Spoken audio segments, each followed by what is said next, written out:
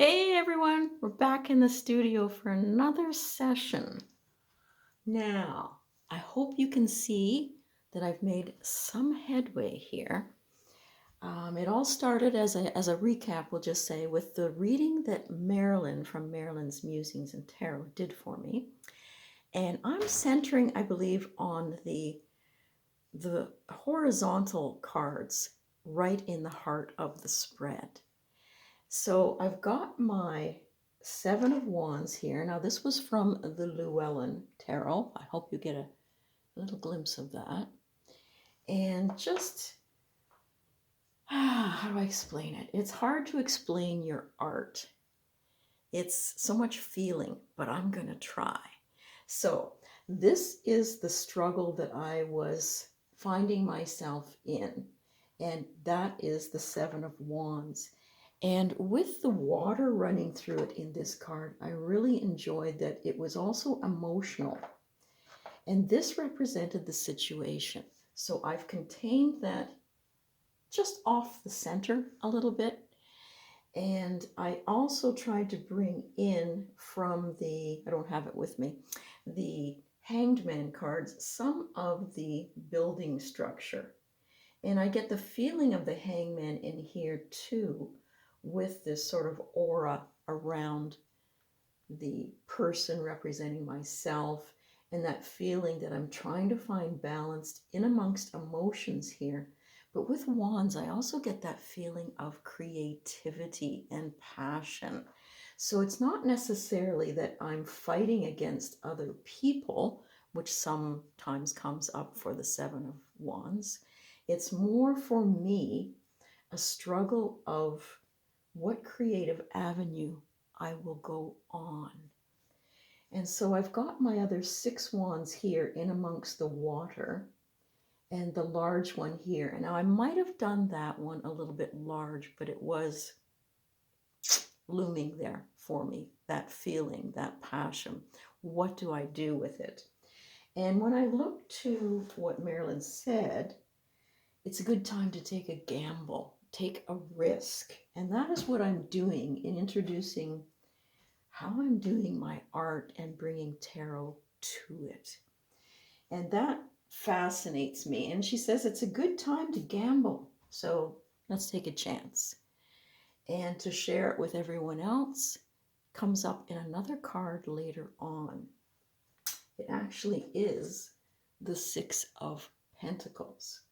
So far it's been centering on the seven, a little bit of the hangman with the trees, and I really enjoyed doing that. I really enjoyed the water and the energy of the fire and that conflict between passion and emotion. I'm hoping that you can see some of that. And again, it's still not meant to be a picture that you would necessarily hang on the wall. It's just to get me back into it. Okay, so then I went on to this card here, the Eight of Cups. In a certain manner. Now this one here was in the position of near future. So I've put it over here on the right. Now that's when things got fun for me and my sense of expression was starting to come out. I didn't feel it necessary because when I think of the Eight of Cups, it's walking away from something that is no longer fulfilling, whether it's relationships or something that I've put my passion into. And it's a struggle to deal with that, is what I'm trying to hopefully bring to the picture. Now, as I say, with this here, some purists of tarot would be saying that, well, I don't see eight cups there.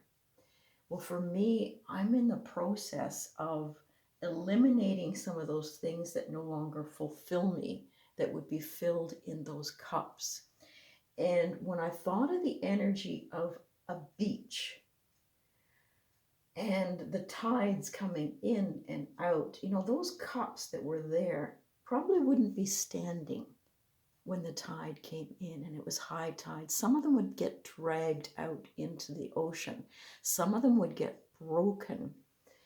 And that brought up a lot of good stuff for me, because when you think of cups being glass and they're broken, and you think of the Eight of Cups and all those emotions, a broken cup that is sharp on the edges, those emotions are going to hurt. And some of the glasses, I say, are going to get broken. I liked the fact that this one here looked to me more like a cup than a wine glass. And then when I started to analyze that, it was wine glasses to me can be in situations, yeah, you're sharing some time with people, but it might be fleeting. When I think of a teacup and sharing that cup of tea or coffee with someone, it seems more in depth. So there are varieties of emotions here that I'm releasing, that I'm allowing to go out. And that would be carried, as I say, by the tides. And then I got into, well, you know, if you've got broken, sharp glass, over time, that the edges would be dulled a little bit, sort of like the emotions would be dulled a little bit over time. They wouldn't be as sharp. And then I thought about the people that walk up and down the beach picking up sea glass and making art out of that. And when you pick the sea glass up, there's no more sharp edges because time has taken that away. And it's still a memory, it's still a beauty, but it's not going to hurt as much anymore. So I'm allowing the tide to take this. Yes, you can see that there's probably 1, 2, 3, 4, 5, 6, but there's some relationships or emotions that we just have to let go of sometime. And for me, it seems to be 2. 1, 2, 3, 4, 5, yeah, possibly 6. So I'm letting nature take its course. I'm letting time take some of those emotions away so that I can move on to the future. And in the card, you've got the moon. So I've tried to indicate some of that up there. We've got the mountain, but I don't necessarily need this person because I've got a lot of focal point here. So I'm just bringing in the surroundings of the Eight of Cups and that feeling. Now, this was in different positions, as I say. This card here that's coming up as the Six of Pentacles was hopes and dreams. And this is where I feel I want to put my interest into, and that would be sharing. Sharing the process and the feelings that can go into a painting to hopefully inspire other people to find this an avenue of release and pleasure. So I'm going to somehow come up to the Six of Pentacles over here, but in this position over here, which is in the position on the Celtic cross of what I realize that I do have, I think, some potential, some skills, and the ability to use that if I tap into it once again and give it the time and energy that it needs. So I'm going to be playing a little bit further today, just trying to think about these pentacles. Now, because they're on either side of my layout, I might throw a couple here. And I was playing around with the gold for in here. And really, when I started this painting, it should not be on watercolor paper, but you know, why not? I can play. I shouldn't be smudging in the higher schools of pastel. You should be using your stick to make the ambience, the airiness of the pastel come through, not your fingers. But I wanted to play, and there's no rules in my studio. It's my studio. I can make my own rules. So this has been so much fun. And as I say, now I'm going into the coins, and I'm just playing around with right now just different colors And what I was saying was, you know, with pastels, it really helps to do it. You can see some of the chalk falling there. It helps to do it on a sanded paper because it grips. And the idea is that you start with your hardest sticks and work to your super softs. And that gives you that layering, and the tooth of the paper doesn't get filled up that much. But you know, I jumped in and I went into some of my schminkies, my super softs, and just started lathering it on. And it just is so much fun when you have those highlights that you can just add bursts here and there with. And so, yeah, I was eager and I jumped in, but I should really find some colors in the harder sticks and then advance to a medium softness and then into a super soft for a highlight. That's like the butter at the end, the cream of the crop. But in this stage, I don't want to go too far because I'm thinking I'm going to put some of the coins on one side and some on the other side, and I'm not sure how many just yet. It talks about 9 here and it talks about 6 in that other card there. I don't think I want 15 coins, but I want a hint of it. And I think I also want to blend it in with some green. So maybe there's some foliage. I don't want you to put my head in the way in here. So right now it's just an experiment, and that's kind of a soft chalk right there too, but it feels so good to play with those. And I don't want the coins to necessarily stand out too much, but I wouldn't mind if they were moving like orbs in the background. I might have to take this back a little bit. I'm happy with the moon. I'm happy with how the trees are sort of going into the atmosphere. I like how the water energy came into this, but I'm really liking how I'm looking at tarot just in the last week in a much different way. It's no longer needing to think, okay, Seven of Wands challenges and challenges other people, and someone's trying to knock me off my perch, but more about what is the Seven of Wands in my life? Maybe it's my energy that I have to look at, not outside, but inside. And the reading I just did with for Angie, excuse me, really opened that up. And I guess I was talking to my husband about it. It's going to be difficult for those people that need to see exactly Seven of Wands and things like that in your painting. They're going to be counting that. You don't have the, the Seven of Wands there. But this is evolving into something else for me. I'm looking into the tarot just a little bit differently.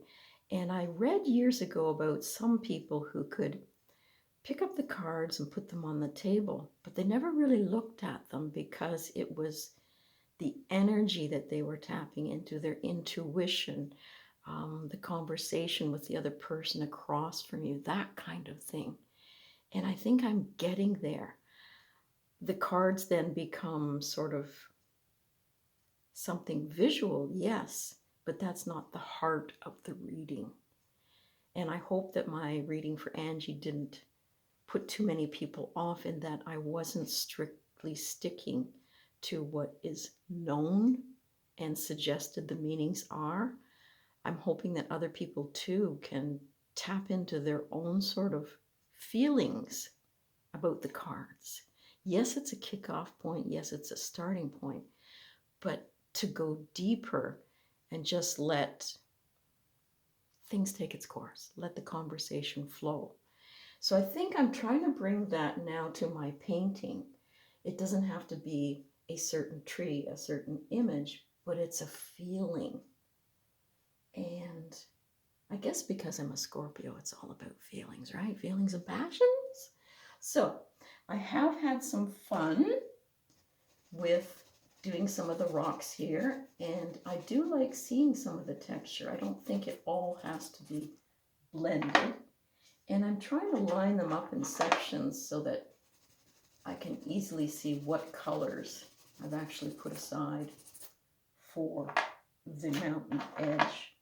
But as I say, I'm not too sure, but right now I'm thinking, well, maybe some of the coins are floating in the water or the reflections. And I kind of want to put a pentacle in some of them, but not all of them. But I've never illustrated, I don't think. I haven't, no, an actual tarot reading. So this was really fun that Marilyn did this for me, and it really gave me a kickoff. But I wanted to also say that I've had some things I wanted to share, like when you're working with pastel, you get so darn dirty. And there is a cream, and I've put some in here to make it easy for when I'm working. Now, it's never been used yet. I just started it, but I think, yep, it's going to work. So it's a pump. Rather than dipping into this super huge bottle here. Now, this is what mechanics use as like a protection for their hands so that all the chemicals don't go in. It seems a little sticky, and I'm not sure if that's because it's old, but I'm trying to keep some of the chemicals off my hands. And then I wanted to say that I just discovered this little thing here. And you know my videos, I do herbs and things like that.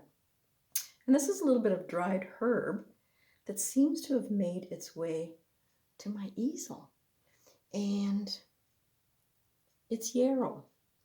And I looked up on the internet, because it wasn't coming to mind.